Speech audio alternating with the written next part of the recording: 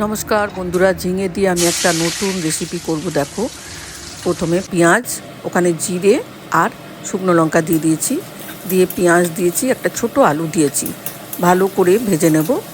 ঝিঙের এই রেসিপিটা রুটি দিয়ে খেতে বেশি ভালো লাগে। রাত্রে হয়তো কি রান্না করব, ঝিঙে থাকলে দুটো ঝিঙেতেই হয়ে যাবে। নুন আর হলুদ দিয়ে দিলাম, দিয়ে আলুটা পেঁয়াজটা ভালো করে ভেজে নিলাম। আর আমি করব অরহর ডাল দিয়ে। অরহর ডালটা ভিজিয়ে রেখে দিয়েছি 1 ঘন্টার মতন। ঝিঙেটা দিয়ে দিলাম, ঝিঙে থেকে জল বেরিয়ে যাবে। এবার দেখো, অরহর ডালটা ভিজিয়ে রেখেছিলাম যে 1 ঘন্টা ধরে, সেটা ওর মধ্যে দিয়ে দিলাম।